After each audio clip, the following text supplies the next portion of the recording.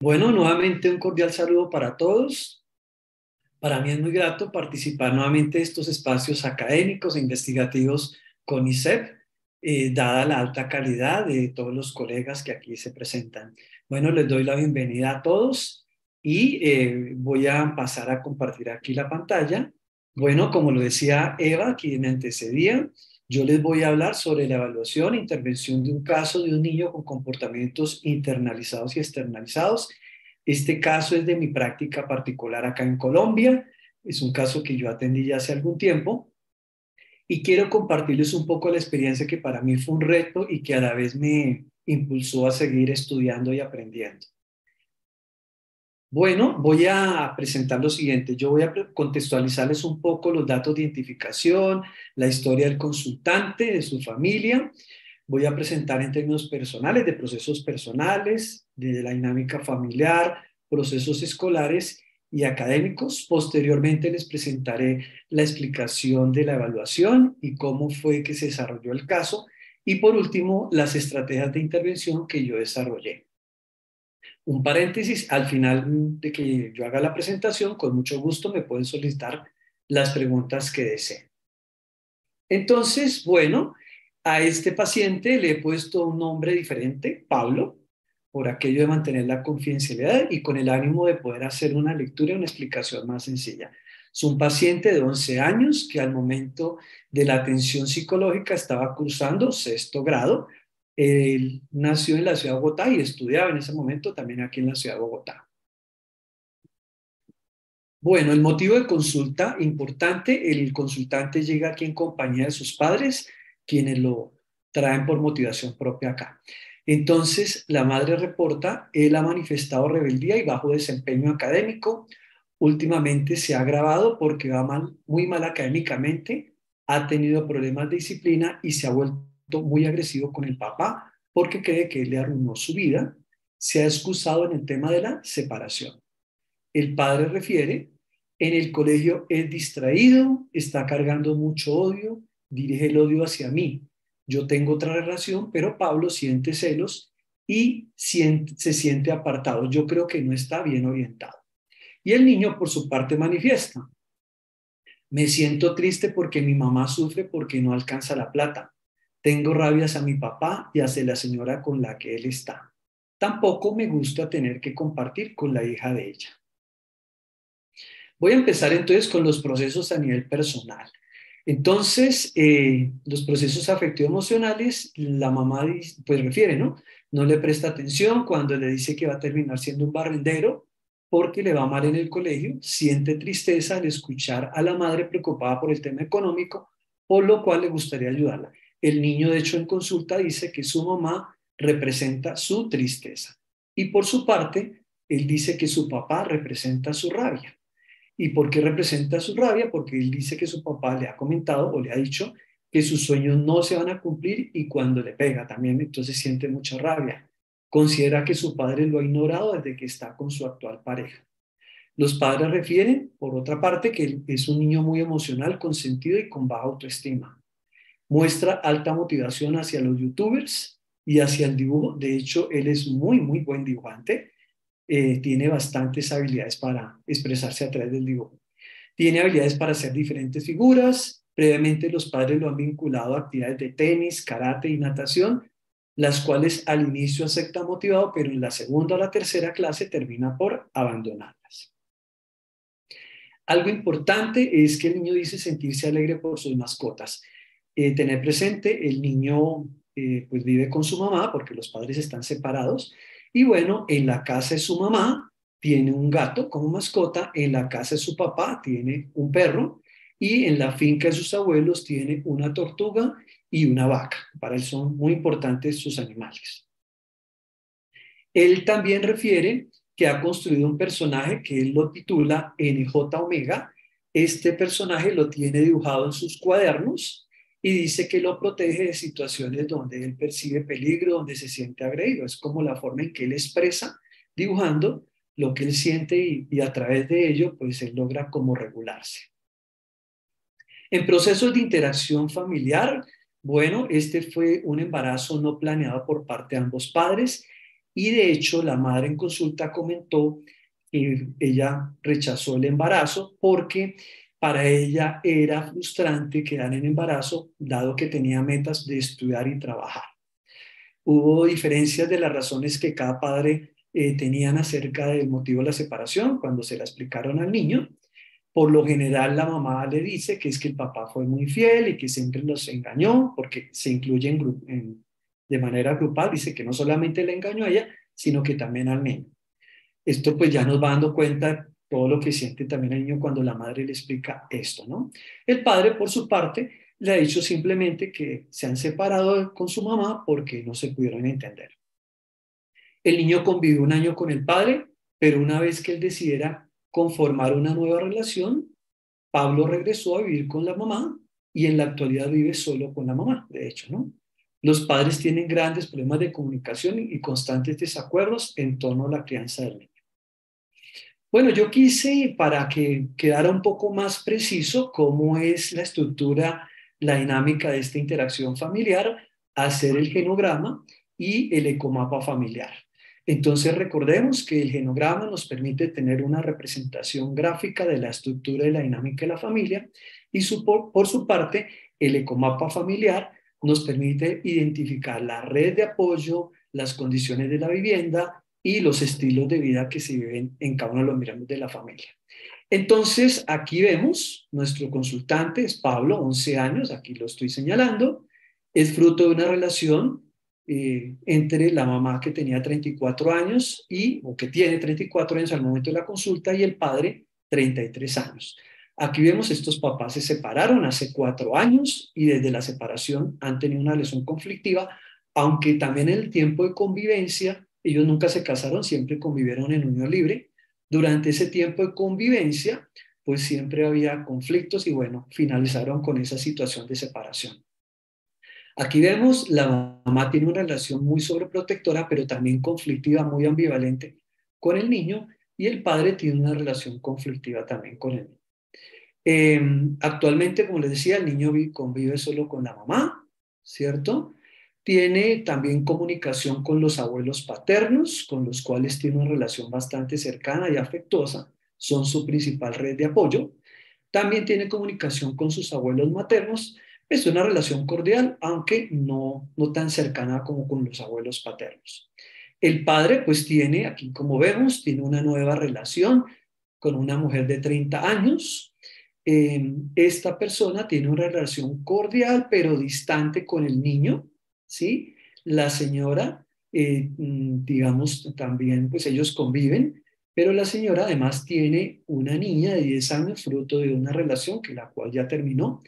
Y bueno, mi consultante en su momento tenía una relación conflictiva con esta niña, ¿no? El papá tiene una relación cordial con la hija de su pareja. Y bueno, estos son como los elementos que vemos acá en cuanto a la estructura y la dinámica de la familia. En el ecomapa del afecto, aspectos importantes a resaltar. Bueno, el niño tiene sus mascotas que para él son una fuente de apoyo. Con ellos, digamos, él dice que se expresa, puede compartir, se siente muy feliz. Entonces son muy importantes para él. También encontramos que el colegio siempre está pendiente del niño y de hecho los papás tienen relación constante con los profesores del colegio, principalmente la mamá, el papá a veces tiene dificultades para estar pendiente allí. La atención psicológica la valoran bastante y también en el ecomapa familiar es muy importante resaltar los recursos que tiene tanto el niño como la familia. El niño pues le encanta el dibujo y es una altísima fuente de refuerzo y además tenemos que los padres ambos tienen trabajo y tienen buenos recursos económicos. En cuanto a las condiciones de vivienda, no hay riesgos, en general son adecuadas. El niño vive con la mamá, pero también tiene oportunidad de ir a visitar al papá. Papá vive con su nueva pareja. Sin embargo, ¿en qué sentido hay riesgos? Que en ambas familias hay relaciones conflictivas y además cuando el niño va a la casa donde está el padre, allá tienden a desvalorizar mucho a la mamá y viceversa, cuando está en la casa de la mamá, tiende la mamá a desvalorizar mucho al papá, lo cual es bastante conflictivo para el niño. En cuanto a estilo de vida, es un estilo de vida saludable, no hay situaciones de consumo, ni de los padres, ni del niño, ni de ningún miembro cercano a la familia. Bueno, también es importante, entonces aquí yo amplío algunos elementos de estos procesos de interacción familiar. Los padres mantienen problemas de comunicación y constantes desacuerdos en torno a la crianza del niño. El papá está muy preocupado porque percibe que la mamá como que no está muy pendiente del aseo del niño, de monitorear las tareas. El papá pues sí es muy pendiente de ello, pero digamos que la forma en que lo hace es, digamos, de tipo con estilo autoritario, y esto además le trae más conflictos con la mamá del niño. La madre considera que el padre no le ayuda lo suficiente económicamente para la manutención de Pablo. Con frecuencia, de hecho, le ha dicho al niño, por su culpa o por culpa de su papá, no tiene para las once. Entonces le dice, cuando a veces no está el dinero, le dice que tiene que hablar con el papá, pese a que tanto el uno y el otro tienen los recursos suficientes para darle las once al niño, ¿no? A su vez argumenta que no le tiene paciencia a Pablo y considera que es el niño el que debe responsabilizarse de sus deberes. El padre le reclama a la madre por el poco monitoreo en el autocuidado del niño, por la poca supervisión de las tareas, y considera que no recibe de la madre la suficiente información sobre su hijo, sobre todo, por ejemplo, cómo se comporta en el colegio, cómo va académicamente. A veces es el porque él espontáneamente va y es cuando ya se entera de que el niño pues ha tenido problemas allí, pero no hay una relación allí, una comunicación fluida con la mamá. En cuanto a la disciplina, como les decía, el padre tiende a emplear bastante castigo físico y verbal. De hecho, utiliza también expresiones hirientes que el niño las confirma en sesión. Hay alto nivel de exigencia frente al potencial de su hijo porque él considera que el niño es muy inteligente, tiene muchas capacidades y puede dar mucho más. Además, él dice que el niño puede aprovechar muchas de las oportunidades que él no tuvo cuando él a su vez estaba en su niñez. La madre, por lo general, emplea como método de corrección restricción de privilegios. El problema es que uno de los privilegios que le restringe al niño es dibujar, que es uno de los principales recursos que tiene el niño para expresarse y que es una habilidad que pues, es importante pues, estimular, ¿no? Y de todas formas, resaltar que la mamá dice que le ha tocado restringir que el niño dibuje porque le ha intentado restringir otras cosas, pero pareciera que al niño no le importaran, como el tablet, el celular, la televisión, todas estas cosas. Ella a su vez reconoce que ha sido muy estricta, dura y poco tolerante con su hijo porque ella también reconoce que no es muy inteligente, pero además tiene la creencia de que el niño tiene todas las capacidades para poder hacer las cosas por sí mismo. En procesos académicos, Pablo cursa en la actualidad sexto grado, tiene un bajo desempeño y desmotivación hacia la realización de actividades escolares. En el boletín escolar más reciente, al momento de atenderlo, se reportaba que iba perdiendo 10 materias. Según lo registrado por el director de curso en el cuestionario docente en el aula de clase, Pablo demuestra actitudes tranquilas frente a sus compañeros, es capaz de trabajar individualmente, pero genera indisciplina y se le tiende a olvidar lo que sabe. Incluso cuando los profesores le hacen algún llamado de atención, alguna corrección, les ha dicho que los va a matar a todos. En las asignaturas, en las que más le agradan, pues el dibujo, porque igual allí se le facilita mucho, y la geografía. Y la que menos le gusta es matemáticas. Es un niño que está atento a lo que le agrada, es muy curioso y le gusta cuestionar y demostrar todo. Procesos de interacción social en relación con sus pares. Se encuentra que Pablo tiene pocos amigos, sin embargo se encuentra que establece una comunicación acorde a su desarrollo y además con los pocos amigos que tiene, le gusta chatear y participar en videojuegos. Bueno, este es como el panorama general de la historia del consultante. Vamos a mirar entonces cuál fue el proceso de evaluación realizado.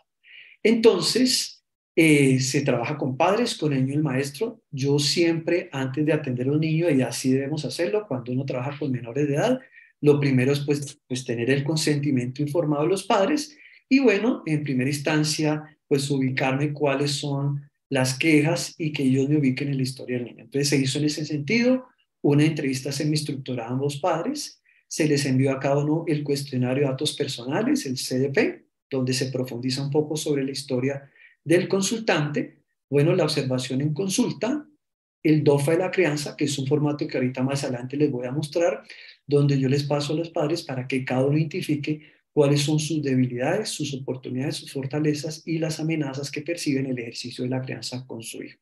También les pasé un formato de autorregistro, de autoevaluación como padres, de qué tanto conocen al niño, qué comparten. Ahorita también se los voy a mostrar. Y un registro ABC para mirar las relaciones funcionales del comportamiento problema del niño. Al niño también se le hizo una entrevista semiestructurada, la observación en consulta, tener presente que yo hice la observación con el niño en algunos momentos individual y en otra en sesión conjunta con los padres. También hice algunos ejercicios para explorar sus emociones y le apliqué el cuestionario CDI, la versión validada para Colombia, el inventario de presión infantil. Y al maestro yo le envié un cuestionario docente para que en un instrumento muy breve me diera un panorama general del comportamiento y desempeño del niño. Y además a los padres les solicité que me enviaran el boletín escolar que desde el colegio les habían proporcionado. Entonces voy a mostrarles cómo se desarrolló el problema con base en toda esta historia que yo les estoy mostrando. Esto es lo que yo llamo un análisis molar y todos los que trabajamos desde la perspectiva cognitivo-conductual manejamos, que es muy importante porque nos permite establecer de manera longitudinal la evolución del problema y además la relación que hay entre varios problemas que se pueden encontrar. Entonces, aquí, ¿qué podríamos decir? Que los problemas que presenta el niño se desencadenaron básicamente de la separación de los padres ocurrida hace aproximadamente 4 años cuando se inició la consulta y que desde entonces e inclusive desde antes estos padres evidenciaban dificultades de comunicación y dificultades también en solución de problemas, sobre todo para manejar lo que son los cuidados del niño. Esto llevó a que estos padres tuvieran unos estilos parentales totalmente disfuncionales, como plantea Wong, un estilo de control psicológico y, como lo dicen Stutt y Schwartz, un control conductual reactivo. ¿Qué es un control psicológico? Un control psicológico es aquel estilo parental o estrategias de crianza donde los padres inducen la culpa, sermonean, castigan, digamos, poco monitorean los comportamientos o los intereses de los niños. Y en algunos, digamos, autores, el control psicológico, al igual que el control conductual reactivo, tiende a asociarse a un estilo que llamamos tradicionalmente autoritario. El control conductual reactivo, como su nombre dice, es un patrón impulsivo que emplean los padres cuando no saben gestionar las emociones y les cuesta trabajo resolver problemas ante situaciones, problemas que presentan los niños. Entonces, cuando hay una situación de desobediencia, reaccionan de una manera desproporcionada, impulsiva y emocional, con gritos, con descalificaciones y palabras hirientes y que en muchos casos también terminan con castigo físico, que es el que vemos principalmente por parte del padre y por parte de la madre. Este tipo de estilos parentales, y lo muestra en la evidencia previa, generan y están asociados a problemas de tipo externalizado e internalizado. Recordar que los comportamientos externalizados, tal como lo plantea el sistema SEBA de Achenbach, hacen referencia a patrones de comportamiento subcontrolados y subregulados que los niños experimentan o expresan hacia el medio en forma de conducta perturbadora, agresiva, desobediente, descontrolada y desregulada. Por su parte, los comportamientos internalizados hacen referencia a un conjunto o un patrón de comportamiento sobreregulado, descontextualizado y que además los niños, todo el estrés que experimentan, en este caso en el ambiente familiar, lo internalizan en forma de quejas somáticas, de síntomas ansiosos o síntomas depresivos. No tienen que estar todos, pero en este caso, este niño presentaba sintomatología ansiosa y depresiva. Entonces, estos patrones de comportamiento, y como lo plantean diferentes estudios, como los que ven aquí señalados, tienden a perpetuarse en el tiempo y desarrollan en los niños unas variables que llamamos transdiagnósticas, que son los procesos que lo sustentan, como son distorsiones cognitivas, inadecuados hábitos de estudio, dificultades en la asertividad y en la regulación de emociones, que ahorita les voy a mostrar detenidamente cómo se observan y se encontraban en el consultante.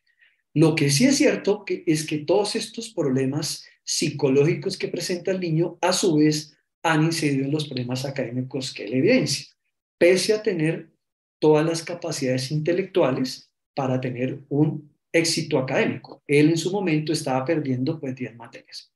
Pero lo más complejo de esta situación que se observa en el caso es que estos problemas externalizados, internalizados y académicos que presenta el niño, a su vez llevan a que los padres reaccionaran de esta manera disfuncional en la crianza y esto a su vez generaba o reforzaba estos problemas psicológicos y de académicos en el niño. Entonces se vuelve como una espiral patológica, un círculo vicioso en el cual quedan entrampados tanto el niño como los padres y terminan perpetuando unas relaciones disfuncionales padres-hijo, como la que se observa en este caso. Bien, la evidencia empírica también nos ha mostrado por qué un niño puede presentar problemas comportamentales, tanto de tipo externalizado e internalizado. Este es un estudio que lo realizaron en los Estados Unidos y habla de un factor superior de psicopatología que lo consideran el factor P. Tener presente que esta mirada de los problemas externalizados, internalizados y de pensamiento que presentan los niños es una perspectiva dimensional. ¿Por qué es dimensional? Porque se reconoce que los problemas del comportamiento de los niños se presentan en un continuo. Y eso es lo que uno ve en la consulta particular, en los colegios, bueno, en instituciones donde se atienden niños y adolescentes, que uno encuentra niños que presentan desde problemas muy leves hasta los más severos, en un continuo. Pero además en esta perspectiva que la plantea el doctor Achenbach y la configura en un sistema ACEBA, el sistema de evaluación con base empírica, permite medir de manera dimensional qué tan internalizado o externalizado es un niño. Entonces, estos análisis o estos comportamientos se han podido terminar a partir de análisis multifactoriales que agrupan una serie de problemáticas y que las determinan en esos síndromes que llamamos internalizado o externalizado de problemas de pensamiento. Pero en este estudio además se ha encontrado y se ha reportado por qué hay niños que presentan estos problemas de manera conjunta, porque si bien es cierto que hay niños que solo presentan problemas internalizados y otros problemas externalizados, hay niños que presentan los dos. Y esa explicación está dada por un factor P, un factor superior que es considerado como de tercer orden. Miren que aquí vemos los de primer orden, que son síntomas específicos, aquí estarían los de segundo orden, y un factor superior de tercer orden que daría cuenta de ello. Entonces, este factor P es un factor transdiagnóstico, es un factor general de psicopatología que ya se ha podido, digamos, establecer en evidencia en varios estudios a nivel mundial y que se ha podido determinar que los niños que presentan tanto problemas subcontrolados como subregulados tienen una serie de variables psicológicas transdiagnósticas que dan cuenta de ellos y se agrupan en ese factor P, que son la emocionalidad disposicional negativa, la responsividad impulsiva hacia la emoción, el bajo funcionamiento cognitivo y la disfuncionalidad del pensamiento. ¿Qué es lo que pasa aquí? En la emocionalidad disposicional negativa es que los niños que presentan estas problemáticas tienden a tener mayor afecto negativo, tal como en su momento lo señalaba Barlow, ¿no? La tendencia a experimentar más angustia, tornarse más irritable, más preocupado, a focalizarse más en aspectos negativos tanto de sí mismo como el medio. Lo otro es la responsividad impulsiva a la emoción. Como les decía, son niños que tienen grandes dificultades en la regulación de sus emociones, ¿sí? ¿Qué es lo que le pasa a mi consultante, no? Hay un bajo funcionamiento cognitivo donde los niños presentan dificultades de atención, de concentración, de seguimiento instruccional, dificultades en las habilidades de planeamiento, organización, todo lo que es memoria de trabajo. Y obvio que esas dificultades no solamente terminan afectando sus emociones y su comportamiento, sino que tarde que temprano también impactan el desempeño académico. Y por último, la disfuncionalidad del pensamiento, que tiene que ver con sesgos y distorsiones cognitivas, por lo general negativas tanto hacia sí mismo y hacia los demás. Miren que el niño dice totalmente, y obvio que esto es el resultado de su historia de aprendizaje con sus papás, que su mamá representa su tristeza, su papá su rabia, su hostilidad, y ya ahorita vamos a ver cuáles son las distorsiones que están asociadas hacia ello. Entonces, esto del factor P es muy importante porque son 4 variables transdiagnósticas que nos llevan a pensar que sobre esto es que toca orientar tanto la evaluación como el tratamiento. Bien, yo les decía también que en la evaluación se solicitó a los padres un registro ABC para mirar la función que tienen los comportamientos, en este caso desobediencia y no seguimiento instruccional de los niños. Entonces aquí tenemos lo que se llama el circuito de la desobediencia de Patterson, que si ustedes miran, permite hacer los análisis funcionales, pero establecer cadenas conductuales de relaciones entre antecedentes, respuestas y consecuentes. Entonces aquí vemos una de las situaciones que reportó el padre, ¿no? El padre le dice al niño, ve a hacer las tareas, y Pablo lo que dice o se pone es a jugar y a chatar con los amigos, es decir, por un lado, evita seguir la instrucción, ahí veríamos un reforzamiento negativo, porque para hacer las tareas para él es aversivo, pero por otro lado, se mantiene esta conducta por un reforzamiento positivo porque mientras tanto está haciendo algo que para él es agradable. Per se jugar, per se chatear con los amigos no es un problema. El problema está aquí, es que ocurre ante una situación donde él debería seguir la instrucción. Entonces, ¿qué pasa? ¿Cuál es la consecuencia demorada? Si bien esas son las inmediatas, la demorada es que hay un castigo. El padre entonces se molesta y utiliza palabras hirientes a Pablo, y obvio que eso lo que hace es, por otro lado, generar un feedback al niño de que su papá es el que le representa la figura de rabia, de que es el que regaña, de que castigue, que lo descalifica. Aquí vemos, como consecuencia de esa actitud del padre, Pablo levanta la voz también al padre, entonces ahí empieza, como dice Patterson, una interacción, una coerción mutuamente coercitiva. El papá a su vez lo grita y termina por castigarlo físicamente, y Pablo pues termina sintiendo tristeza y rabia. Entonces, como vemos, ese circuito termina afectando y deteriorando más la relación. Aquí vemos otra cadena conductual. Entonces vemos, el padre le dice, ve a bañarte. Pablo dice, ya voy, pero mientras tanto se pone a jugar con la tablet. Entonces lo mismo, demora, evita por un rato seguir la instrucción del papá. Entonces volvemos a lo mismo, refuerzo negativo. Y por otro lado, mientras está jugando, está logrando hacer lo que él disfruta. Entonces hay un refuerzo positivo de esa desobediencia. Esas son las consecuencias inmediatas, pero nuevamente la demorada es que va a recibir castigo. Palabras hirientes del padre hacia Pablo, el niño vuelve y le levanta la voz, lo mismo, el papá termina gritando y castigando físicamente y el niño termina sintiendo tristeza y rabia, lo mismo. Sigue el deterioro y distanciamiento de esta relación. Entonces, han habido estudios muy interesantes que dan cuenta de la relación entre la forma en que los padres establecen la crianza y el impacto que genera en los problemas de comportamiento de los niños. Entonces, este es un estudio que yo hice previamente sobre el papel de los estilos parentales sobre los problemas internalizados, externalizados y adaptación en niños. Este fue un estudio que se hizo con 422 diadas de padres e hijos entre 8 y 12 años, y surgieron varios modelos, son 5, pero quiero centrarme en los modelos que están más asociados para dar cuenta de la problemática de mi consultante. Entonces, en cuanto a las dinámicas familiares, que es una de las variables que se evaluaron con el instrumento de estilos educativos parentales, entendida como la cohesión, la comunicación, el uso compartido y los conflictos. Ustedes ven aquí que hay 3 variables que uno podría decir que son positivas, que es la cohesión, la comunicación y el uso compartido, y una variable que es negativa, que son los conflictos. Entonces, ¿qué se encontró? ¿Qué muestra la evidencia? Que cuando los padres tienen poca comunicación o hay dificultades de comunicación con sus hijos, tienden a predecir tanto problemas internalizados, ansioso-depresivos, aislado-depresivos, y además comportamientos de tipo externalizado como ruptura de reglas y conducta agresiva, que son las que vemos aquí en mi consultante. Pero además, de manera indirecta, esta dificultad de comunicación tiende también a predecir o a explicar los problemas de adaptación escolar y social que igual vemos acá en Pablo. En tanto que cuando hay cohesión familiar, tiende a predecir de manera inversa los síntomas ansioso-depresivos. Entre más cohesión, menos de estos síntomas. Entre menos cohesión, más de estos síntomas ansioso-depresivos en los niños. Otro tanto en el ocio compartido.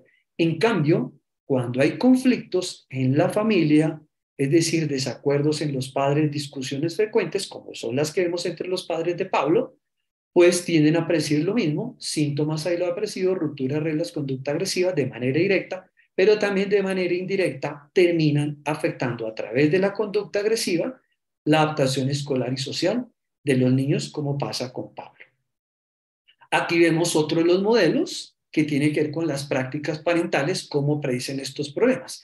Y si ustedes miran aquí, la reacción disfuncional a la desobediencia, como la que les estoy mostrando y que se observa en el caso de Pablo, los padres cuando emplean un manejo totalmente caótico, confuso, de control conductual reactivo y control psicológico, pues eso tiende a predecir problemas de adaptación personal, escolar, social y también insatisfacción familiar. Si ustedes miran, es todo lo que presenta el niño.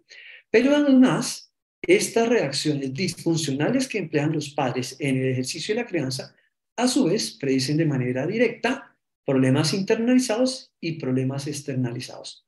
Y a su vez estos, sobre todo la conducta agresiva, exacerba o tiene una explicación sobre la inadaptación escolar y social. En cambio, lo que nos muestra la evidencia es que cuando se promueven comportamientos positivos al momento de corregir a los hijos, pues es probable que haya menos de estos problemas internalizados y además, por vía indirecta, haya menos problemas de adaptación, es decir, mejore la adaptación escolar, familiar, social y personal de los niños. Entonces, esto es interesante porque nos está diciendo la evidencia que es importante trabajar con los padres en lo que llamamos la parentalidad positiva.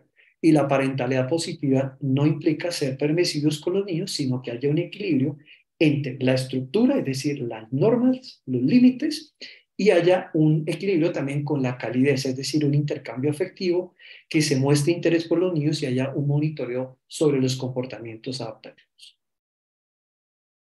Bien, volviendo aquí, ¿por qué sigue el problema? ¿Cuáles son los factores de mantenimiento? Aunque ya lo hemos visto dentro de este análisis molar. Entonces aquí tenemos desde los padres y desde el niño. Desde los padres, el poco tiempo libre compartido con el niño. De hecho, él reporta con frecuencia que a veces se siente triste porque su papá prefiere muchas veces compartir con su pareja y la hija de la pareja y no con él. Por eso le genera más rabia y tristeza. Y la mamá, como también trabaja bastante, no tiene tiempo para dedicarle, además que la mamá no es que se muestre tan motivada para jugar con el niño porque ella dice que el niño tiene que ser responsable. De hecho, ella reconoce que lo trata como un niño grande. ¿Mm? Hay discusiones y desacuerdos entre los padres. Como les decía, esas diferencias que ellos presentan pues han impactado también el ejercicio de la crianza a través de un control psicológico, un control conductual reactivo. Hay insuficiente refuerzo afectivo en la relación padres-hijos. Si bien en el fondo los padres tienen algo positivo, es que quisieran que el niño pudiera aprovechar todo su potencial, la forma en que lo están haciendo pues no es la adecuada porque tienden a emplear más castigo y hay pocas fuentes de refuerzo. Y además, como les decía, el padre pues cuenta con una nueva relación de pareja, lo cual ha llevado a que reduzca el tiempo de interacción con su hijo. Y uno diría, en sí mismo no es que sea un problema el que el papá tenga otra nueva pareja, porque los adultos tomaron ya su decisión de no continuar su relación, pero el problema es que no le dedica el tiempo suficiente de calidad al niño. Y cuando interactúan, pues ya como les mostraba en las cadenas conductuales, pues la interacción es totalmente disfuncional. Desde el niño lo que se encontró fue que presentaba una serie de distorsiones cognitivas de abstracción selectiva, por lo general se focaliza en lo negativo de sí mismo y del ambiente. Hay una sobregeneralización de los comportamientos disfuncionales, una minimización de sus capacidades y hay un etiquetado erróneo que tiende, digamos, a perpetuar lo que los padres le dicen, porque la mamá y el papá a veces le dicen que va a ser un barrendero porque va perdiendo el año. ¿Sí? Entonces, ese tipo de etiquetados el niño también los ha interiorizado. Hay dificultades de asertividad, dificultades en las habilidades relacionadas con la expresión de sentimientos y regulación emocional, que esto en gran medida se ha desarrollado y se ha mantenido por la misma invalidación emocional que ha habido de sus padres y por el castigo que ha habido, entonces no hay esa relación de confianza allí. De hecho, hay una expresión que la mamá me compartió en consulta y que a mí me impactó mucho, es que ella me decía que a veces le dice al niño que si no tiene nada inteligente que decir, es mejor que no diga nada.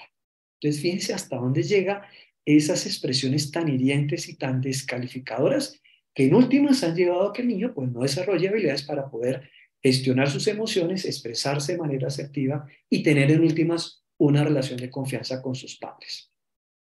Y bueno, que todo este panorama además ha llevado a que el niño tenga inadecuados hábitos de estudio, ya sabemos, porque tiende a centrarse mucho en la tablet, en los celulares, en chatear y todas estas cosas. Bueno, justamente aquí tenemos un estudio donde establece las asociaciones entre los estilos parentales y también las dimensiones del desempeño académico en niños y adolescentes. Y justamente en este estudio, que fue una revisión sistemática que hicieron de 308 investigaciones, lo que se concluyó es que cuando los padres tienen un estilo de crianza basado en el castigo, confusa, inconsistente, esto lleva a que los niños no se sientan suficientemente motivados para aprender y esto termina impactando el desempeño académico, sumado a que se exacerba por la falta de monitoreo de las tareas, de todas las labores académicas que un niño necesita hacer, incluso apoyado desde el hogar. ¿Qué es lo que pasa acá? La mamá considera que el niño debe hacer las cosas por sí mismo, que ya no tiene por qué estar pendiente, y el padre pues no tiene el tiempo para compartir suficiente porque de hecho no convive con él, pero cuando convive, pues lo hace de una manera aversiva. Bien, pero también es clave cuando uno hace evaluación con niños y adolescentes y con cualquier consultante, no solamente evaluar los problemas, sino también evaluar los factores protectores. Es decir, cuáles serían aquellos factores tanto del niño o del contexto que pueden ayudar hacia el tratamiento. Entonces, en cuanto al niño, varios recursos que él tiene, que pueden ser elementos para su resiliencia, ¿no? Las habilidades para el dibujo, que nos sirven para que él se pueda expresar, pero también para que él se sienta competente, ¿no? Bueno, que le gustan sus mascotas, le gusta disfrutar con ellas, bueno, le encantan los youtubers, es un niño muy inteligente, muy crítico, muy analítico y de hecho en el colegio lo reconocen, entonces tiene habilidades de razonamiento crítico y bueno, le gustan los videojuegos que pueden ser una fuente de refuerzo mientras se le puedan regular un poco los tiempos, ¿no? Desde los padres, pues tienen expectativas de que el niño exprese sus sentimientos. Lo que pasa, está muy bien la expectativa, pero lo que pasa es que si siguen teniendo este tipo de interacción hacia el niño y si siguen teniendo estos conflictos tan grandes entre ellos dos, pues va a ser muy difícil que el niño pueda abrirse hacia ellos, ¿no? También otro factor positivo es que tiene una percepción positiva sobre las capacidades intelectuales del niño y un compromiso hacia el tratamiento psicológico. Digamos que ahí por lo menos los padres sí se ponían de acuerdo de que el niño necesitaba la terapia. En el contexto escolar, un director de curso, un profesor que tiene una comunicación constante con la mamá principalmente, aunque con el padre en algunas ocasiones, y que siempre ha estado dispuesto a brindarle apoyo al niño. ¿Cómo se manejó entonces la problemática? Entonces, ¿cómo se llevó a cabo el proceso de intervención? Entonces, el tratamiento, recordar desde la perspectiva cognitivo-conductual, lo hacemos desde esas variables transdiagnósticas, es decir, los procesos, los mecanismos que están manteniendo los problemas, en este caso, internalizados, externalizados y los problemas académicos del niño. Entonces, en cuanto a las discusiones y desacuerdos entre los padres, pues una meta de actividad clínica es el entrenamiento en solución de problemas y en comunicación asertiva y efectiva. Ahorita les voy a mostrar lo que se hizo con ellos. Otro factor de mantenimiento que veíamos es ese control psicológico y control conductual reactivo que mantiene esa espiral de desobediencia y de problemas emocionales en el niño. Entonces, lo que nos dice la evidencia empírica, como lo plantea Valentino y su grupo de investigación, es que lo primero, antes de establecer el manejo de contingencias, es generar una inducción afectiva. Es decir, hay que sensibilizar a los padres sobre la crianza, ayudarlos a reflexionar sobre las metas que tienen con su hijo, tanto a corto, mediano y largo plazo, y cómo sus comportamientos actuales, el tipo de interacción que tienen con su hijo, si los acerca o los aleja. Eso es muy importante. Pero además es clave ayudarlos a recuperar también su historia afectiva. ¿Por qué? Porque un padre, la forma en que corrija a su hijo, la forma en que educa a su hijo en general, es el resultado también de su propia historia de vida.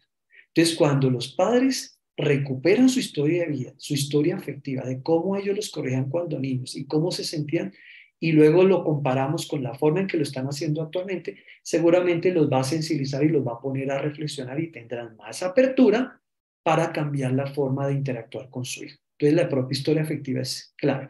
¿Qué se hace en la propia historia afectiva? ¿Cómo se sentía cuando lo corregían? ¿Cuándo sentía que lo querían? ¿Cuándo sentía que no lo querían sus papás? ¿Cómo le hubiera gustado que lo hubieran corregido? ¿Sí? Son algunas de las preguntas que se les hace para ayudarlos a reflexionar.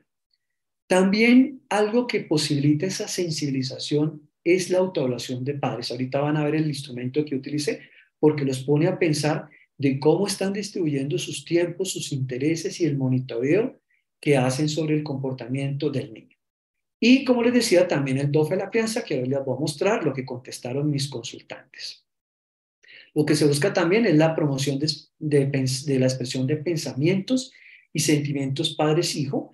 Entonces, esto es tomado de la autora Judith McKay. Yo le puse este nombre: quién es mi hijo, quién es mi mamá y quién es mi papá. Ella plantea allí unas estrategias dirigidas a los padres para fortalecer la autoestima con los hijos y para favorecer una comunicación más afectiva. Y en este ejercicio lo que se le hacen es una serie de preguntas, tanto a los niños como a los padres, referidas, por ejemplo, papá, ¿quién es mi hijo? ¿Qué siento hacia ti? ¿Qué te enoja? ¿Qué es lo que me enorgullece de ti? ¿Qué me gustaría que aprendieras? ¿Qué es lo más difícil de entender de ti? ¿Y qué me gustaría hacer contigo? Son una serie de preguntas que ellos van a contestar en una hojita que yo les paso, las diligencian y luego el niño también contesta otras. ¿Quién es mi mamá? Él va a contestar dos: ¿quién es mi mamá y quién es mi papá? Entonces, ¿quién es mi mamá? Entonces, tú eres, ¿qué siento hacia ti? ¿Cómo eres conmigo? ¿Qué te pone feliz? ¿Qué te enoja? ¿Cómo me gustaría que me ayudaras a resolver mis dificultades? Es una pregunta bien importante. Y otra es: ¿qué extraño de ti? Esas dos preguntas sensibilizan porque cuando el niño las contesta y se las expresa a los padres, claro que va a generar una conexión. Y en la última está: ¿qué me gustaría hacer contigo? Si ustedes miran en la última, es la misma para todos y lo que se busca es que puedan llegar a unos acuerdos. Por lo general lo que uno observa, y de hecho pasó aquí en el caso, es que dicen que me gustaría compartir más contigo. ¿Sí? Lo que pasa es que han compartido una manera de funcionar y por eso se han distanciado. Entonces, después de que han contestado cada una de sus hojitas, se comparten, ellos se la expresan ahí entre ellos y eso ayuda a hacer esa conexión y esa también inducción afectiva. Y bueno, además también se trabajaron con ellos la reestructuración de algunas distorsiones que presentaban. Bueno, esto era lo que les decía de la solución de problemas, aquí la veíamos, ¿sí? Este fue lo que contestó el papá. Les explico en qué consiste el ejercicio. Lo primero, tiene una serie de pasos, ¿no? Identifique el problema. El segundo, piense acerca de todas las posibles soluciones sin evaluarlas. La tercera, escoja la mejor solución o combinación de soluciones. Y la cuarta es que la ponga a prueba y la evalúe. Algo clave que se transmite aquí es que en vez de ver el problema, es que la mamá del niño es, no sé, histérica o que es desobligante con el niño o que es descuidada, en vez de ver el problema, de personalizarlo, hay que despersonalizar el problema, ver el problema como ajeno a una persona, sino en términos de la relación y la situación. Eso es lo primero, justamente para que, digamos, se despeje esa situación de bloqueo emocional que tienen los papás allí, ¿no? Entonces aquí el papá resalta: el niño presenta problemas de descuido en la higiene, en el manejo de límites. Bueno, ahí yo sé que la letra no se alcanza a ver porque así escribe el papá, pero eso es más o menos lo que está diciendo. Y después de que ha definido exactamente el problema, el padre, en este caso, pone todas las posibles opciones, hace una lluvia de ideas, y de esa lluvia de ideas luego las evalúa y va a ponerla en términos positivos. ¿Cómo la vería él como papá y cómo la vería la mamá? Entonces aquí él seleccionó las opciones 3, 8, 9, 4 y 5. Entonces aquí, por ejemplo, en la 4, él dice: yo la veo positiva y la mamá también la ve positiva. Y esa está referida, dice, acompañar las actividades de ocio y presentación del niño. Entonces, para ambos sería positiva. Otra que él ve muy positiva es la 3. Y él dice, repasar o reforzar las costumbres de aseo y todos los aspectos de su hijo. Entonces, él le resalta eso. Entonces, el ideal es que esas que el propio padre percibe que es positiva para él y para el otro, pues podrían ser las que se pongan de acuerdo para llevarlas a la práctica. Aquí también está lo que contestó la mamá. Bueno, la mamá un poquitico más reservada, por así decirlo, en lo que quería expresar, ¿no? Ella, por su parte, dice que cuál es el problema. Su edad hace que surjan cambios que afectan su comportamiento en general, ¿no? Que no se sienta como tan satisfecho.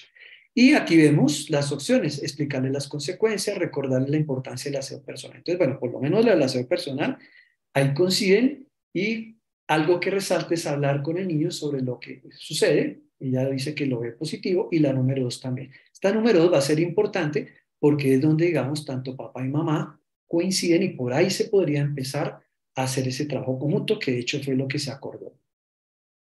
Este es el DOFA de la crianza, que es muy bonito, muy interesante, así como uno le enseñan y los administradores de empresas lo hacen, los ingenieros cuando hacen toda esta evaluación de debilidades y oportunidades, pues también lo hacemos aquí en la crianza, ¿no? Entonces, esto es lo que se le pasa a cada uno de ellos. Esta es la de la mamá, ¿no? Entonces dice, reflexione sobre la forma como cría a su hijo y determine mis fortalezas como madre. Entonces ella dice, comprensiva y exigente. Mis áreas a fortalecer como madre, la tolerancia, bueno, es algo que es importante porque justamente a veces reacciona de manera disfuncional con el niño. Lo que me puede ayudar a ser buena madre, dice ser joven, y lo que me dificulta ser buena madre es que no tiene suficiente tiempo y la mala relación con el papá. Aquí vemos el DOFA del papá, ¿no? Y de esto se saca luego su planeación estratégica para la crianza, ¿no? Entonces, mis fortalezas como padre, él dijo, constancia, determinación y convicción. Mis áreas a fortalecer como padre, paciencia, autocrítica y tolerancia. Si él reconoce que se espera y por eso le dice las cosas tan fuerte al niño y le termina pegando. Lo que me puede ayudar a ser un buen padre, escuchar y asumir el rol de papá. De hecho, no lo decía en la historia, pero se los quiero compartir. El papá decía en últimas él soñaba con poder tener una relación familiar sana con su hijo. Claro, incluye a su nueva pareja y a la hija de la nueva pareja. Y él dice, compartir, salir a pasear la mascota, etcétera. Dice, salir un fin de semana, cosas que hace normalmente una familia. El problema es que la forma en que se está comunicando y la forma en que está corrigiendo a su hijo no le ayuda. ¿Sí? Pero en últimas, ese es un aspecto importante. Y él dice lo que le dificulta ser un buen padre, pues la mala relación con la mamá. Miren que ambos coinciden. Los prejuicios, ¿cierto? Porque siempre está muy aprensivo a las actitudes de la mamá y que también no le dedica suficiente tiempo al niño. Entonces, con base en todo esto, se establecieron unos acuerdos con los padres para empezar a cambiar sobre ello. Este es otro ejercicio que les decía que es muy bonito, interesante porque les ayuda a pensar, ¿no? Entonces, es la autoevaluación como padres. Cada padre contesta, bueno, aquí les puse el formato, entonces compartir tiempo con él, entonces se califican de 1 a 10, siendo 1 poquito y 10 mucho, y dependiendo de esa calificación va a decir por qué se autocalificó de esa manera, ¿sí? De hecho, aquí ambos padres reconocieron que tenía muy poco tiempo para compartir con él. Pero lo más importante es esto, ¿qué puedo y quiero mejorar? Queremos, y yo lo ajusto así porque el ideal es que salga una motivación intrínseca, genuina, de cambio para mejorar y acercarse hacia el hijo, ¿no? Aquí vemos otra pregunta que se le hizo, hablar con él de cosas que para él son importantes, ver televisión juntos, jugar con algo que le agrade, jugar con él algo que le agrade, estar enterado de lo que pasa y siente. Le he preguntado y le he dado la oportunidad de que me exprese lo que piensa y siente hacia mí, porque fíjense que aquí era importante para que uno pudiera expresar por qué siente rabia y por qué siente tristeza, ¿no? Le he preguntado los aspectos que le gustan y los que quisiera mejorar de nuestra relación. Entonces, con base en eso, también se hizo una reflexión y se generaron unos acuerdos con los padres en la consulta. Aquí tenemos otros mantenedores. Entonces, desde el niño, en cuanto a las distorsiones cognitivas, entonces algo muy importante es, y eso lo dice Beck, lo dice Kendall, que es una autoridad también en el manejo de la ansiedad y la depresión en niños, que es que aprendan primero a identificar la distorsión. Rotular la distorsión es muy diferente a rotularse a sí mismo, porque el hecho de que rotules la distorsión lleva a que el niño se cuenta que está pensando de una manera que no le hace daño, que se considera dañina, y que Kendall, el doctor Philip Kendall, la define como las trampas del pensamiento, que incluso no solamente la presentan algunos niños de estas edades, niños grandes y adolescentes, sino también los adultos. Y son pensamientos que nos bloquean, que nos hacen sentir mal y no nos llevan a actuar, ¿cierto? Que son como los que presenta aquí, en este caso, Pablo. Entonces se trabaja eso, la búsqueda de la evidencia para corregir la inferencia arbitraria. Entonces utilizamos el detective privado, ahorita les voy a mostrar cómo se hace eso. La autoinstrucción cognitiva, el cofre del tesoro, que también nos va a ayudar a manejar todo ese tema del etiquetado erróneo. Y este cofre del tesoro va a ayudar muchísimo al fortalecimiento de la autoestima. El ejercicio es sí, pero que ayuda a tener una flexibilidad. Por ejemplo, sí, mi papá me regañó y me gritó, pero yo puedo aprender a manejar esta situación. Sí, me equivoqué, saqué una mala calificación, pero puedo recuperarla. Lo que llevamos es a que yo tenga un pensamiento más flexible y que además sea constructivo. Y algo fundamental, muy importante, para que el niño no a todo esté focalizado en esos pensamientos negativos, pero que además pueda acceder a fuentes de refuerzo, es el kit de la felicidad.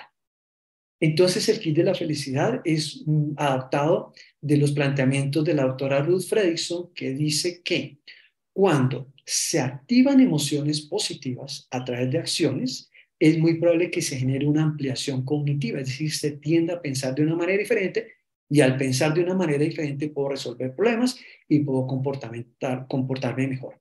¿Cómo es el kit de la felicidad? Aquí lo que se le pide a los niños es que, por ejemplo, cojan una cajita y anotamos papelitos y en esos papelitos, cada uno por separado va a anotar diferentes actividades que lo hacen sentir feliz. La clave es que sean felices.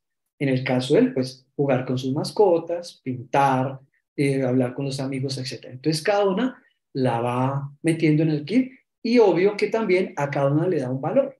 ¿Qué tan feliz lo hace sentir siendo uno poquito y de mucho? ¿Sí? Entonces, ¿qué es lo que se le sugiere?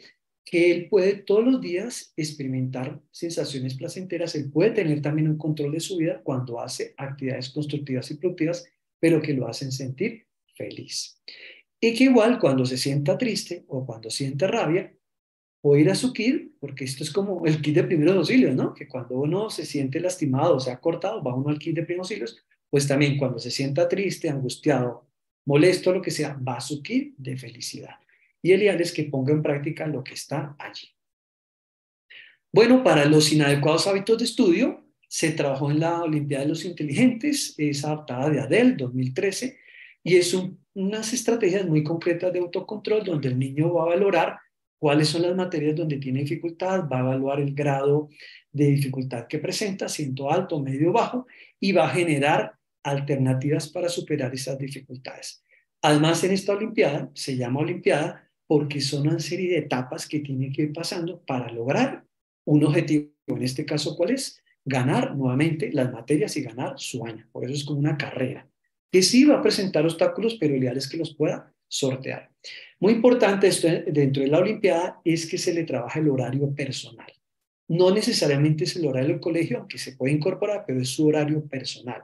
¿Por qué? Porque lo que se busca es que el niño aprenda a distribuir sus actividades de tiempo libre con sus responsabilidades del hogar y sus responsabilidades académicas, de tal manera que al reorganizar sus tiempos pueda cumplir con todas sus responsabilidades. Y en el final de esta Olimpiada es que el niño también va a identificar y va a plantear cómo va a recompensarse por sus progresos. No solamente nos vamos a fijar en el resultado final, sino en los progresos para que él se vaya reforzando y se motive. Casi que se constituye básicamente en un programa motivacional. Bueno, para la asertividad, entonces se trabajó en un cuento, mis amigos y yo hicimos juegos de roles y también la caja de los sentimientos para la parte de regulación emocional. Entonces es una cajita donde yo tengo varios sentimientos y emociones y él saca al azar, yo le digo, saca los, digamos, saca un papelito, cierra los ojos y, digamos, el que le salga, él va a decir, por ejemplo, tristeza. No, cuándo se ha sentido así, por qué se ha sentido así, para que él pueda expresarse y que además encontremos estrategias o alternativas para poder gestionar las emociones. Algo que yo siempre les trabajo a los niños es que yo le hago ver que las emociones y los sentimientos no son buenos ni malos, que pueden haber emociones que son desagradables o displacenteras y que hay otras emociones agradables. Simplemente son humanos y que lo más importante es que las podamos reconocer, expresar y manejar. Bueno, para el cumplimiento de los deberes del hogar, además de la Olimpiada, también se le hizo una explicación funcional de las consecuencias que tenía a corto plazo y a largo plazo. Eso es la utilidad de los análisis funcionales, que no solamente nos sirve a nosotros para entender cómo se dispara y se mantiene la conducta, sino además nos va a ayudar para hacerle psicoeducación al consultante de que sí, cuando tu papá te dice ven a las tareas, si tú te pones, por ejemplo, a chatear y a hacer otras cosas, pues sí, la pasas por un ratico muy bien, pero mira todas las consecuencias que vienen luego. El castigo, los gritos te pegan. Entonces, el ideal es que él sea estratégico y que invierta eso. Más bien, sí, al principio me va a dar pereza un poco hacer las tareas, pero voy a obtener unas consecuencias muy positivas, voy a mejorar académicamente, seguramente voy a estar bien con mi papá va a cambiar la actitud hacia mí, etcétera, y otro tanto con la mamá. ¿Bien? Y además, para eso, también se hizo un contrato del buen comportamiento, un contrato conductual entre padres e hijos, que ahorita también se los voy a mostrar. Bien, entonces miremos cada una de estas estrategias que les estaba introduciendo. Estas son las trampas de pensamiento que plantean Kendall y Hetke, aquí están. Estas son las que presenta el niño. Y entonces así se le presenta, adaptadas para ellos, ¿no? La abstracción selectiva, entonces se le dice que la paloma furtiva picotea y se atora tragando entero porque es selectiva. Entonces, es hacer leer que cuando la atora se focaliza en lo negativo de sí mismo y en los demás está haciendo como la paloma furtiva, ¿sí? Que pica y pica, pero se le olvida que hay muchas cosas positivas que inclusive él tiene. Sí, es cierto que le está yendo mal académicamente, pero soy bueno para el dibujo. Sí, es cierto que a veces me porto mal con mis papás, pero también, digamos, trato bien a mis mascotas, me llevo bien con mis abuelos. Sí, es cierto que mi papá sí me regaña, pero muchas veces también me puede querer, etcétera, etcétera. ¿Sí? Aquí está la sobregeneralización, como se le explica, que esto es como un lorito. El loro repite lo que repite y como disco rayado siempre lo emite. ¿Sí? Es decir, que a partir de una experiencia concluye que todo es así. Y el etiquetado erróneo, precisamente se llama erróneo porque es disfuncional, no es preciso, ¿no? Entonces se le dice que esa forma de pensar es el burro se considera un borrico solo porque cometió un error que era muy pírrico. Y es para hacerle ver que sí, que uno puede equivocarse, pero uno no es el error. ¿Sí? Es decir, yo puedo decir, sí, regué el agua, pero no decir soy bruto. ¿Mm? Sí, me fue mal esta materia, pero no puedo decir que soy ignorante. ¿Mm? Y obvio que esto tiene que ir de la mano con el trabajo de los papás, porque si los papás le siguen diciendo que va a ser un barrendero, pues lo están también etiquetando erróneamente y el niño va a seguir con lo mismo. Entonces, por eso esto se trabaja conjunto con padres y con hijos. El ideal es sancionar o etiquetar el comportamiento inadecuado, no al niño como un todo. Bueno, esta es la que les decía para trabajar la diferencia arbitraria, y se trabaja el detective, esto es tomado de Robert Fiedler y Jessica McClure, y entonces así es el ejercicio. Se le dice, los investigadores privados se fijan en la gente y en las cosas que le rodean para encontrar pistas que les permitan comprobar sus corazonadas. Tú puedes trabajar con un investigador privado para buscar pistas de las cosas que te hacen sentir mal. Porque recordar que una inferencia arbitraria es sacar una conclusión sin tener la evidencia suficiente. Entonces el detective le va a ayudar a que saque conclusiones más precisas. Entonces, ¿cómo se hace? Escribe una afirmación sobre algo que te esté molestando para investigar.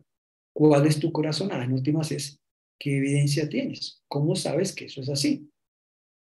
¿Qué pistas tienes? Recuerda que las pistas pueden ser cosas que hagas, veas, oigas o aprendas. Ahora reúne todas las pistas que demuestran que tu corazonada es correcta o que está equivocada y cuál es tu conclusión, para que tenga una conclusión más precisa. En vez de decir, por ejemplo, que es que le va mal académicamente porque es como un barrendero, porque es bruto, es decir, de pronto en las pistas, más que pensar eso, es que me ha faltado tiempo, estudio, estoy dedicándole más a los videojuegos o chateando con los amigos. A eso es distinto a decir que soy un barrendero, ¿sí? Y aquí yo concluyo que por eso es que me está yendo mal. Bien. El cofre del tesoro es muy importante para que él empiece también a focalizarse en aspectos positivos de sí mismo y descentrarlo de lo negativo, ¿no? Entonces, aquí se le hace lo mismo, cometer un error no tiene malo, es algo normal, lo importante es que yo lo pueda enmendar. Y aquí pueden notar una cosa que me gusta de mí mismo, es que toco bien la guitarra. Sacar un notable no significa que soy un perdedor, soy un buen estudiante. Aquí en el caso de mi paciente le escribo que soy un buen dibujante. Entonces es como su cofre donde están todas sus fortalezas y que cuando, digamos, se sienta también muy triste puede ir al cofre para ensalzar su autoestima. Este es un cuento de la autora Ileana Caputo, una psicóloga uruguaya, muy bonito. Bueno, aquí por tiempo no lo vamos a leer todo, se llama Mis amigos y yo.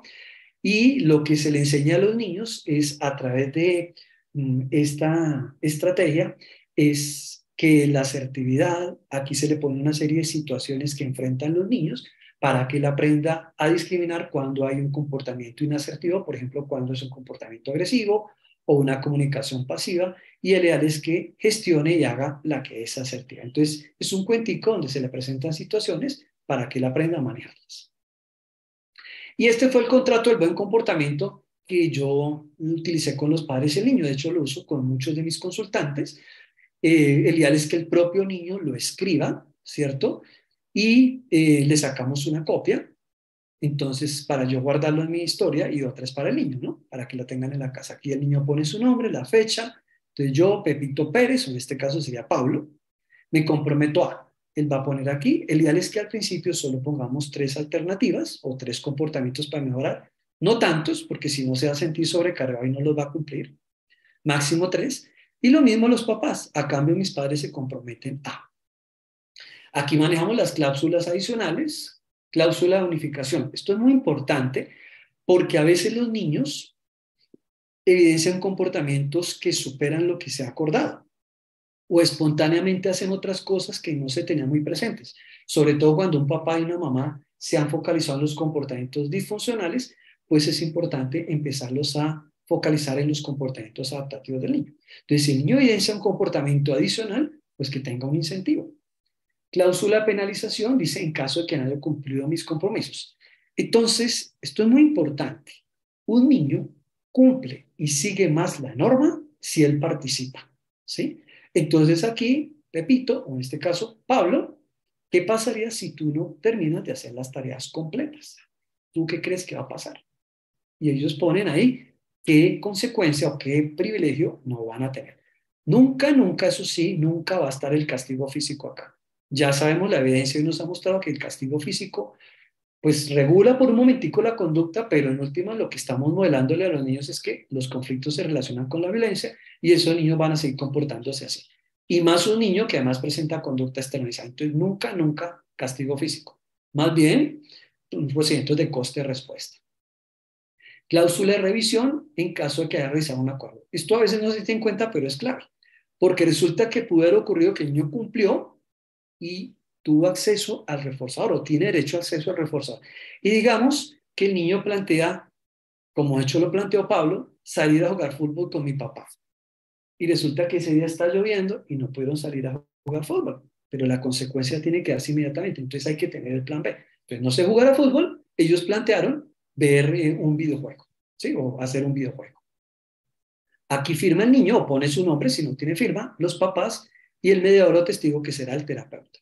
Entonces, el ideal es que lo tengan en un sitio visible para que les sirva de discriminativo y puedan cumplir allí las estrategias. Bueno, hay muchas más cosas, pero bueno, aquí están las sugerencias que envié para el colegio.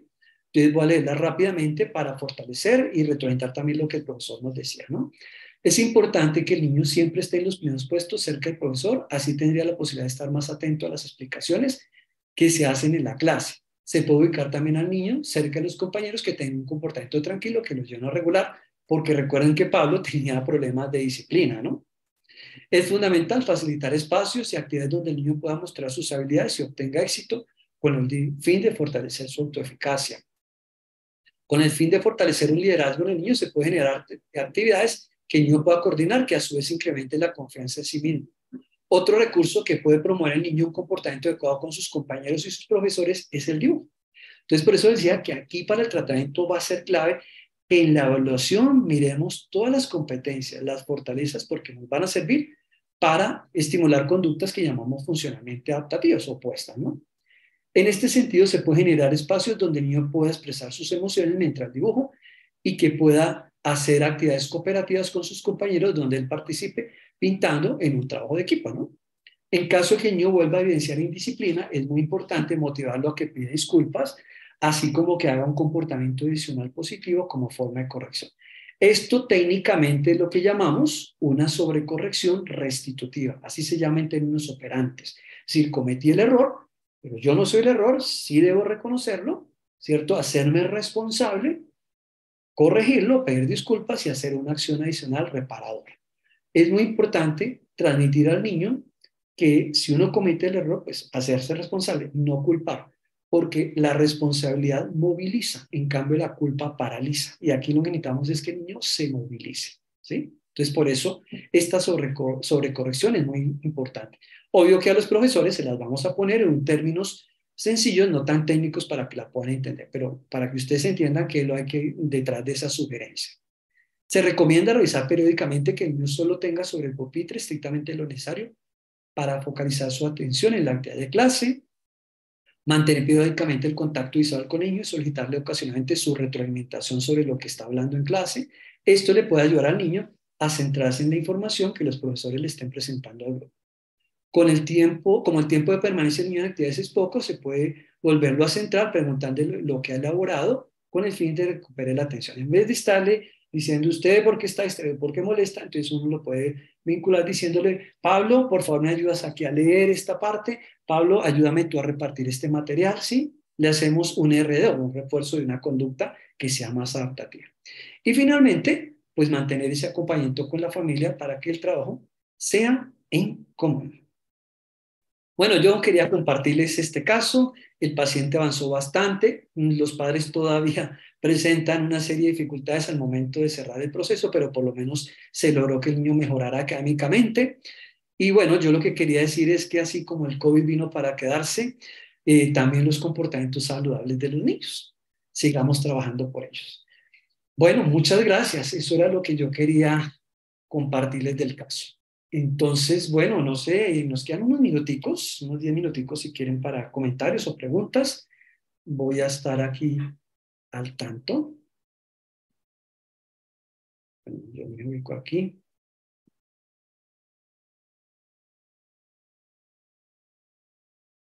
Me voy a volver aquí a los comentarios y las preguntas que hay.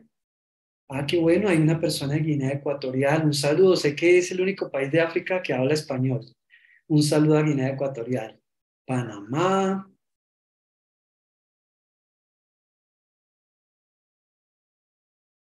Voy a ubicarme aquí a ver si hay alguna pregunta.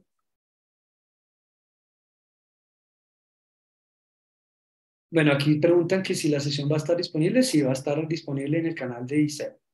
Ahí ya les contestaron. También aquí hay una persona de Castellón, un saludo especial. Barranquilla, bueno, aquí en Colombia, mi tierra. Anáhuac, un saludo especial a Ana Paula también, nuevamente Panamá, que hay más personas de Colombia.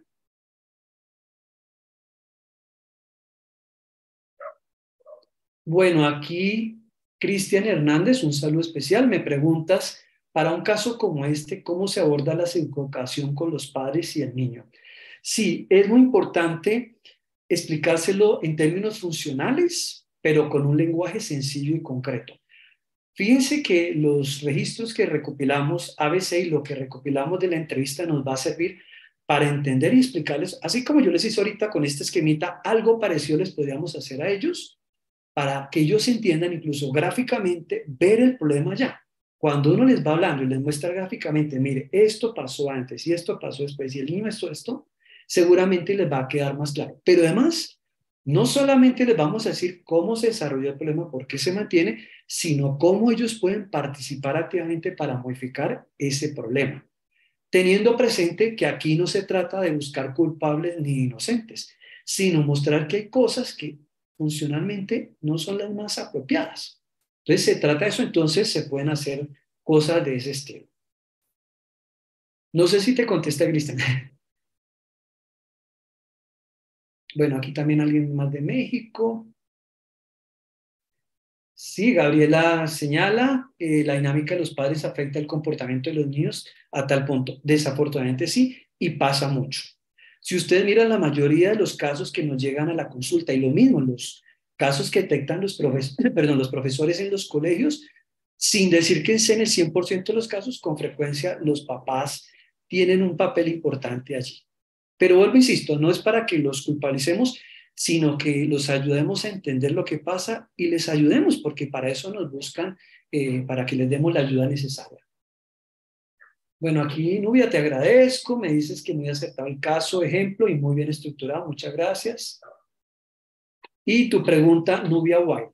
Si el niño presenta estos problemas en el hogar, desatención, reforzamientos negativos, pero los padres no ven la terapia como algo necesario, ¿Cómo sería para ayudar al niño? Me hiciste una pregunta difícil de contestar. Y pasa mucho.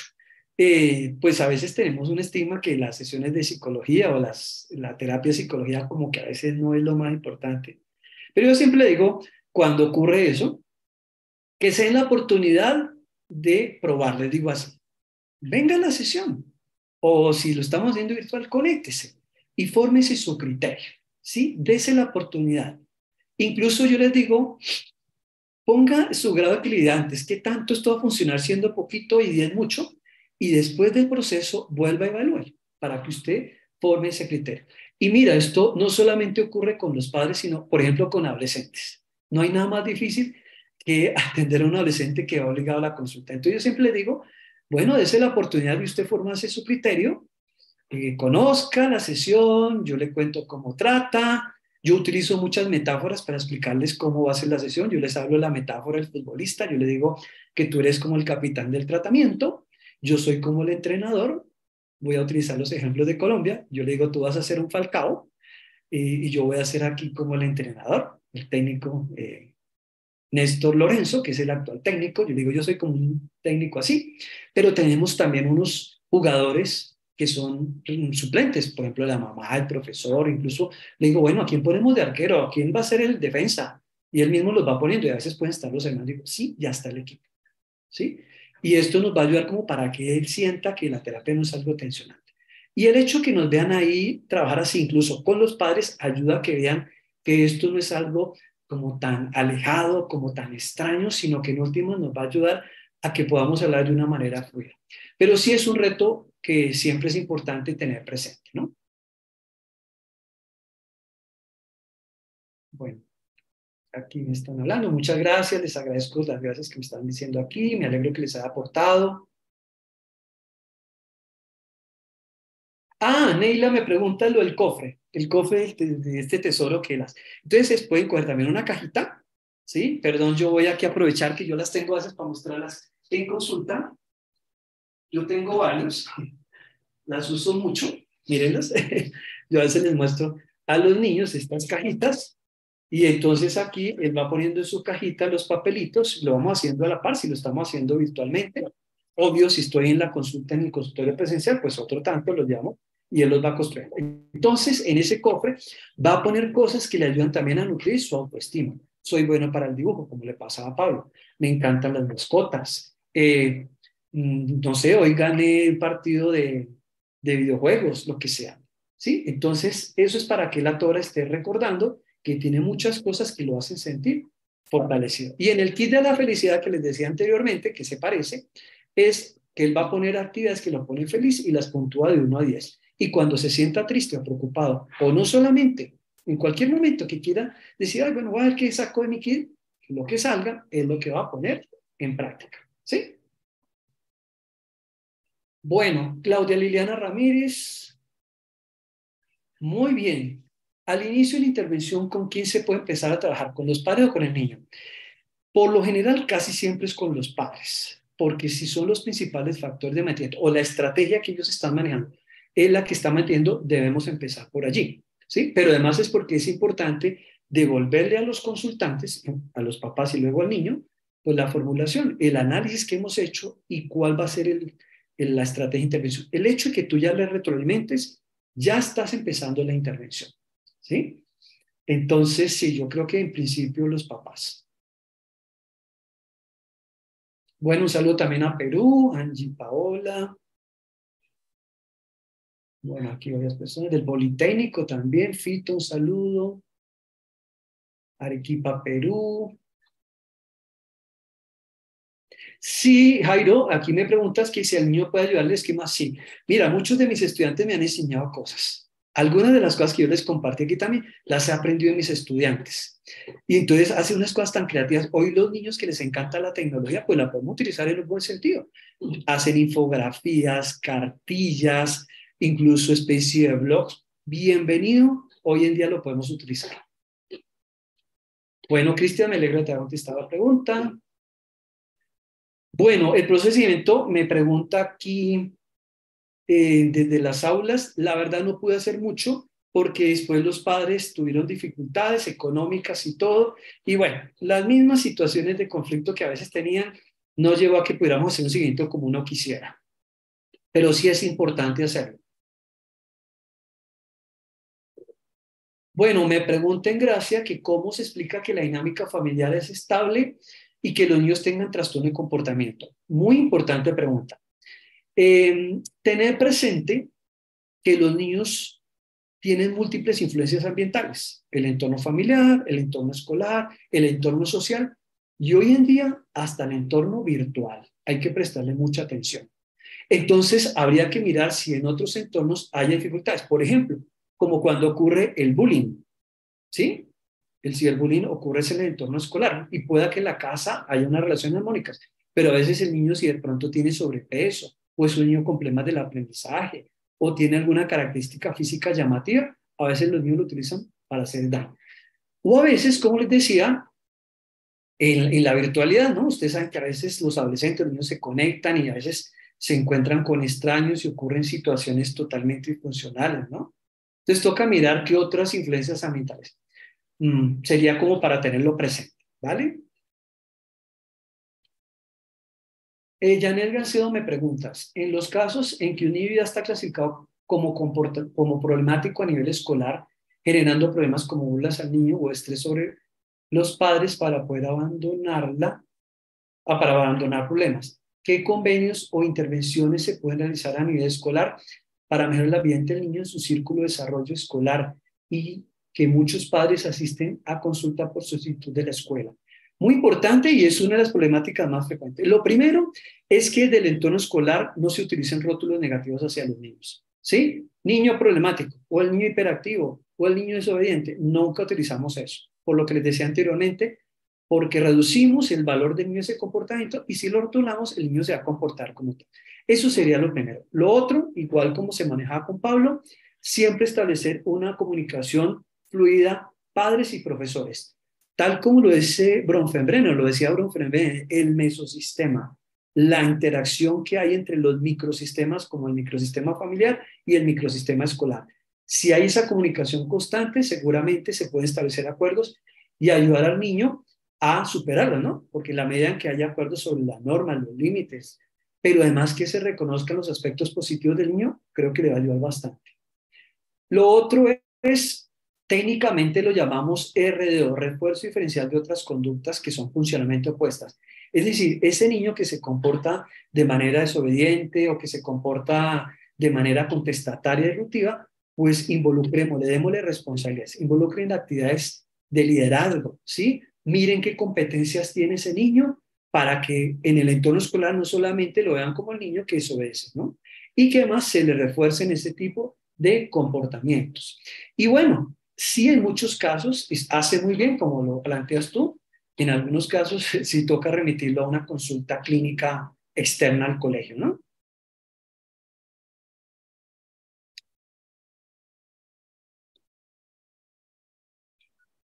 Ah, bueno, otra pregunta que me hace Claudia Liliana Ramírez, que cómo se puede manejar cuando los padres no son quienes lideran el proceso, sino que es un familiar. Importante.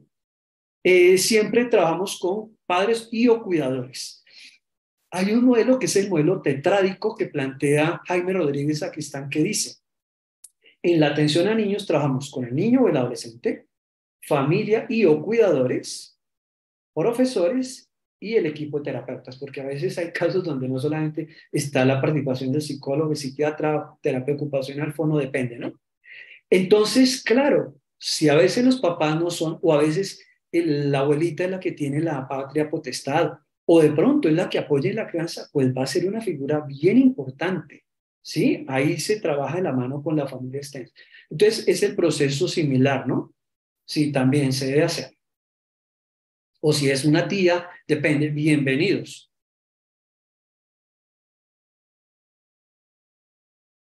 Sí, esto que me pregunta Jairo es muy importante y me pasa mucho. A todos nos pasa. Nos señalas, me preguntas que los acuerdos se romperán de tanto y tanto. Lo mismo, si ha habido un problema, volvemos a lo mismo. No nos quedamos enfrascados al problema, sino miramos qué fue lo que llevó al problema y cómo se puede subsanar para poder, digamos, que no se tienda a repetir. Entonces, sí, necesariamente pues tendremos que volver a replantear o hay que mirar también qué variables llevaron a que no se pudiera cumplir, valga la redundancia, con ese acuerdo. Bueno, muchas gracias, muy amables y les deseo entonces una feliz semana, que estén muy bien. Ha sido para mí un placer estar aquí con ustedes y nuevamente agradezco la invitación, dice, para compartirles estas experiencias. Un abrazo para todos desde Colombia. Hasta luego. ¿Quieres estar al día de todo lo que ocurre en ISEP? Síguenos en las redes sociales y no te pierdas de nada. Actualidad, secciones clínicas, eventos, vida estudiantil y mucho más. Podrás encontrarnos en Facebook, Twitter, LinkedIn, Instagram y YouTube. Conviértete en el protagonista de nuestros perfiles sociales. Cuéntanos cómo está siendo tu experiencia en ISEP. Muéstranos tu día a día, comparte las fotos de tus mejores momentos y recuerda de etiquetarnos o de usar el hashtag #ExperienciaISEP. Así podemos compartir el contenido con el resto.